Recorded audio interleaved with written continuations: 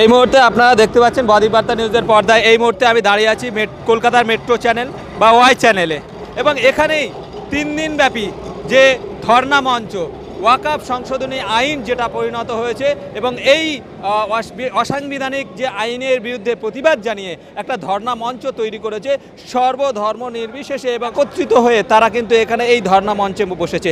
এবং এই ধর্ণা মঞ্চ কেন, এবং এই 3 দিনব্যাপী যে ধর্ণা মঞ্চ বসেছে, কয়েকদিন আগে আমরা দেখেছি এখানে নওশাদ সিদ্দিকী সহ বিভিন্ন যে প্রায় 86-87 জন অ্যারেস্ট হয়েছিল, এবং সেই ধর্ণা মঞ্চ আবারও তারা এখানে কিন্তু এখানে কলকাতার ওয়াই চ্যানেলে বসেছে। সরাসরি নওশাদ সিদ্দিকীর সঙ্গে আমরা কথা বলে নেব, তার কাছ থেকে জেনে নেব যে কোন কি দাবি নিয়ে তারা এই ধর্ণা মঞ্চে তারা বসেছে। চলুন তিনি কি বলেন সরাসরি আপনাদের শোনাবো। আমাদের কথাকে অপব্যাখ্যা করবো। আমাদের দুটো কথা হচ্ছে, আমাদের পার্টির লাইনটা বলে দিচ্ছে আগে। আমাদের পার্টির লাইন, আমি যে পার্টি থেকে বিলং করি, সে পার্টির লাইনটা হচ্ছে এসআইআর নিয়ে নাগরিককে আতঙ্কিত করা যাবে না, নাগরিককে হয়রানি করা যাবে না। আতঙ্কিত মানে এই যে নাম কেটে দেবে, আমি নাম বাঁচিয়ে নেবো, এটা বলে আতঙ্কিত করা হচ্ছে। ঠিক নোটবন্দির সময় দেখবেন আমাদের বাড়ি গ্রাম্য এলাকায় মা বোনেদের হাতে কত ছিল? 5,000 10,000 টাকা, ম্যাক্সিমাম 20,000 টাকা স্বামীদের কাছ থেকে বা বাড়ির লোকের গার্জেনদের কাছ থেকে 500-1000 টাকা করে নিয়ে জমিয়েছিল।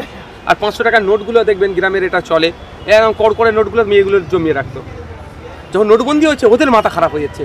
যারা হাজার হাজার কোটি টাকা 2 নম্বরই করে রেখেছে তারা চিন্তিত নয়। আমাদের গ্রামের মা বোনেরা, হে বাবা রে কী হবে রে, টাকা চলে গেল হচ্ছে, আতঙ্কিত করা হয়েছে। তো আচ্ছা, তাদের 10,000 টাকা 20,000 টাকা।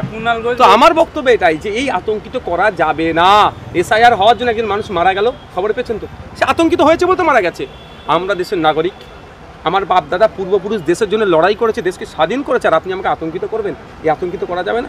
আর দ্বিতীয় কি বলেছি, যদি কোনো দ্বিতীয় আমাদের অবস্থান, কোনো বিএলও যে বুথ লেভেল অফিসার যদি কাউকে ডাউটফুল ভোটার ঘটছে, সে প্রকৃত ভোটার, তাকে জীবিত আছে মৃত বলে যদি করে, আমরা ছেড়ে কথা বলবো না।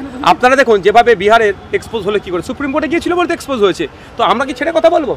ওবিসির জন্য যদি সুপ্রিম কোর্টে যেতে পারি, ওয়াকফের জন্য যদি সুপ্রিম কোর্টে যেতে পারি, আপনার সিএ এর জন্য সুপ্রিম কোর্টে যেতে পারি, তাহলে আমার একটা বৈধ ভোটারকে অবৈধ ঘোষণা করবে, আমি ছেড়ে দেবো নাকি? আমিও যাবো, আমাদের ফোরামও আইনি লড়াই করবে। তো সুতরাং আমাদের বলার বক্তব্য এটা ক্লিয়ার হচ্ছে যে আতঙ্কিত হবেন না। আপনি বৈধ ভোটার, আপনি কেন আতঙ্কিত হবেন?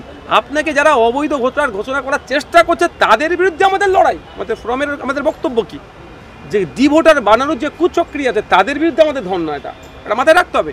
আর যাতে না পশ্চিমবাংলায় এসআইআর এর নামে জীবিত ভোটারকে মৃত ভোটার না করে দেয়, তার জন্য তো আগামীকাল আমাদের ফোরামের পক্ষ থেকে ডেপুটেশনও দেওয়ার আছে।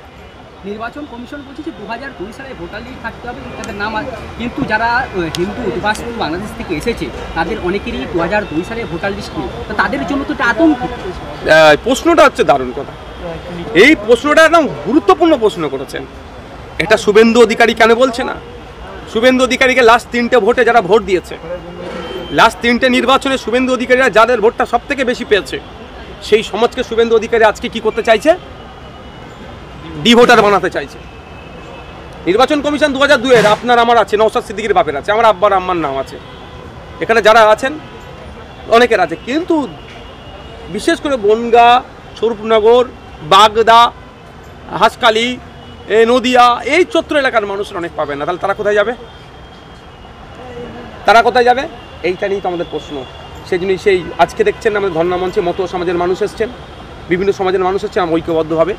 যারা আমাদের ফরেন পলিসি অনুযায়ী যারা নাগরিকত্ব পেয়েছেন তাদের 2002 ওই লেভেলটা যে দিয়ে তাদেরকে অবৈধ ভোটার ঘোষণা করার চেষ্টা করছে, আমরা তার বিরুদ্ধেও লড়াই করব।